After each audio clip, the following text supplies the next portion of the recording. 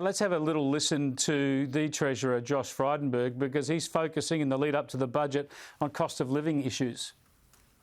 The budget will include measures to address the rising cost of living pressures, which are real, but they're also on top of what we've already announced, $30 billion of tax relief in just the last couple of years.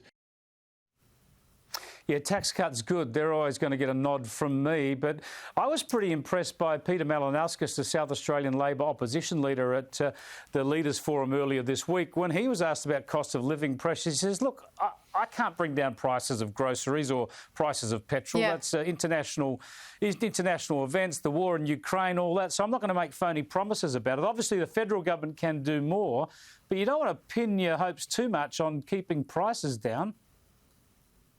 No, and it's all interlinked, absolutely, Chris, and it's all interlinked with other issues such productivity and wage stagnation and inflation. All of these things are woven together in an interconnected web. And at the, if we really want to go to the root problem of all of this, Chris, is we haven't had a government that has had the will, the guts, or the ticker to reform for generations, like for several decades. So we've got a tax system that needs reform. We've got productivity that needs reform. We've got an industrial relations system that needs reform. Australia is an expensive place to do business. It's a prohibitively regulated place to do business. So if you want to talk about all of the things that we see on the surface, we've got to have a government that comes to the table with the ticker to actually reform.